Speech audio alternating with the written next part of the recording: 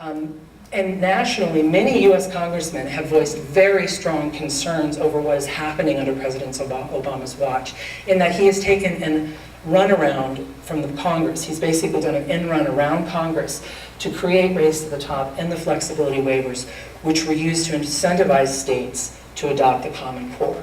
So an entire overhaul of public education has really been accomplished by going around the elected legislature in states and in the Congress. Now, as I just showed you, from the 60s on, we've been fairly used to overhauls in education. Sadly, it's become a very common thing, and I'm sure if we have people here from the districts or teachers, they will say that it's normal to see a change. Things come, you know, I've interviewed quite a few teachers in Wyoming already. Most of them I'm interviewing under anonymity because they are afraid to come forward. But most of them, almost all of them without exception, have told me the same thing, and that is every couple of years we get brought in, we get a rah-rah story, and it's the new thing. And one teacher actually rather humorously called it, you know, the cure for cancer. Every 5 to 6 years we get told, here's the new cure for cancer. She said, I hate to be cynical, but every 5 or 6 years the cure for cancer is then in the corner covered in dust, and there's a new cure for cancer. So overhaul in public education is not something new. The Common Core is not black helicopters or anything. It is a continuation of a long-running pattern that's been happening in this country. Race to the Top ties to the Common Core. So Race to the Top was created under President Obama's watch with his Secretary of Education, Arne Duncan. It was a $4 billion competitive education grant for the states. Maximum points for Race to the Top grant was 500. So if you were a state and you were applying, you wanted to get as close to that 500 number as you possibly could, because it gave you a much better chance of winning the grant. On this grant application, the U.S. Department of Education gave 50 points to states for adopting the Common Core. So if you had adopted the Common Core, you're going to get 50 points. To put that into perspective, they also gave the same number of points to states that could identify ways to turn around low-performing schools. That's pretty significant if you think about it. It was very clear that the federal government very much wanted to incentivize states to adopt these content standards and to have uniform and national content standards throughout all the states. Clearly, the Common Core was a high priority. Wyoming applied for a $162 million grant, but was denied, which we're very glad. Flexibility waivers. This was the second round of incentives that the President Obama's administration brought to the states, also not authorized by Congress. Flexibility waivers allowed states to get out from underneath the accountability portion of No Child Left Behind. If you remember earlier when I was talking about No Child Left Behind, under No Child Left Behind, the federal government set annual measurable objectives. In those objectives, the states had to be at 100% proficiency. Well, guess what? We're not. And Wyoming is not, and other states are not as well. They simply have not achieved that. This is not a comment on the quality of our teachers, the quality of our administrators. It's simply a fact. So please don't take it as me being flippant about the hard work that they do. But you have to understand that No Child Left Behind started the clock in 2002, and the clock was 2014. We're now at 2013. And states really, really want to get out from underneath No Child Left Behind. So President Obama and Secretary Duncan came up with these flexibility waivers. In the waiver itself, and there are a whole bunch of other strings that I did not include in here and I'm not going to include because it's too complicated, but in there are four things. This is the reason it's called a conditional waiver. There are 4 things that I call, and that many have called, non-statutory.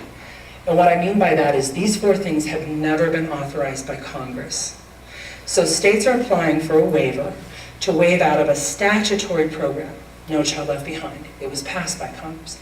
But inside that waiver, to get out from under statutory things, are 4 non-statutory things that have never been authorized by Congress. Those 4 things are college and career-ready expectations for all students, also known as the Common Core, state-developed differential recognition, accountability, and support, also known as state accountability systems, supporting effective instruction and leadership, also known as a teacher and leader evaluation system, and Kelly touched on that. Teacher leader evaluation system simply means that by next year, teachers and leaders, so that includes administrators, their job performance evaluations will be directly tied to growth in students.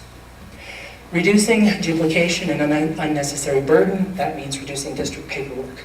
Now, as a state, Wyoming may have decided that there are some things here we like and we want to do ourselves.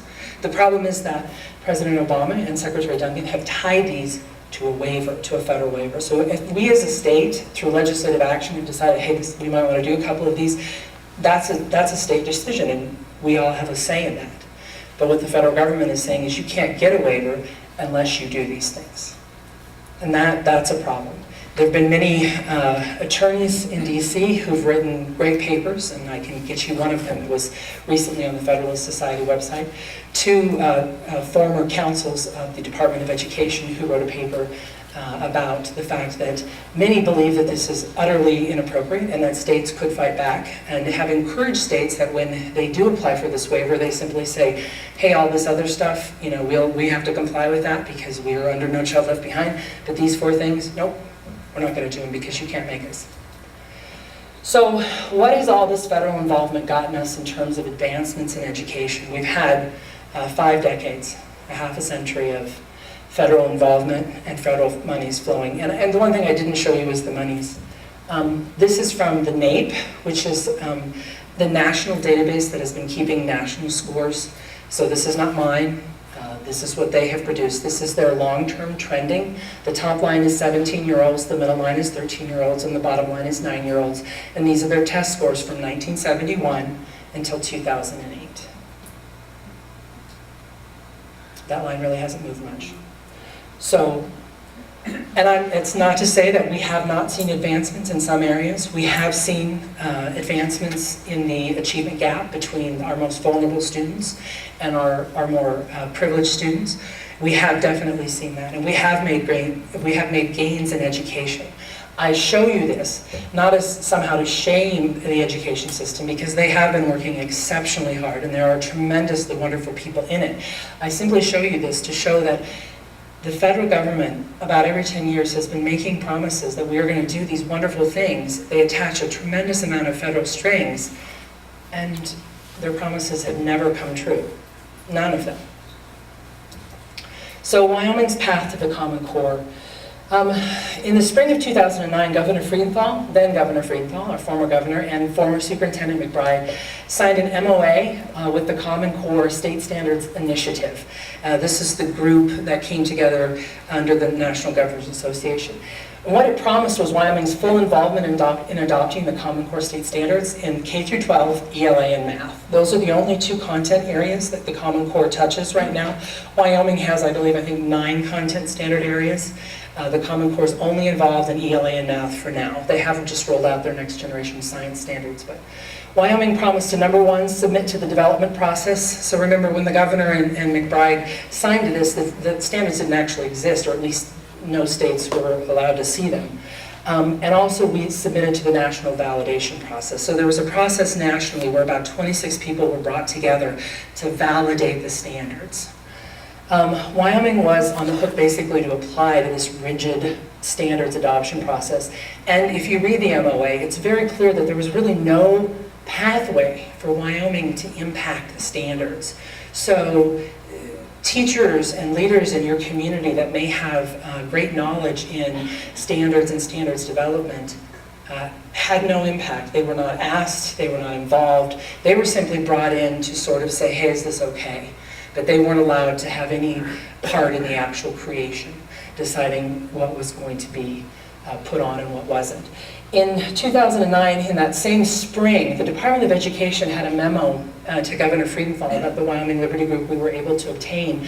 And in it, the department raised concerns over the lack of involvement by the Wyoming State Board of Education. Remember, statutorily, it is the State Board of Education who has authority over standards, not the governor and not the superintendent. And the State Board has no mechanism by which they can delegate that authority to someone else. In the memo, it said the Wyoming State Board of Education has not been part of the discussion regarding this project. They are charged with reviewing and adopting the state standards. Signing the MOA before they are involved may be problematic. On August 5th of that year, so the fall of that year, in a State Board of Education meeting, the Department of Education finally briefed the State Board on the Common Core for what appeared to be the first time. I see there was no other public showing that the department had let the State Board know that these things were going on.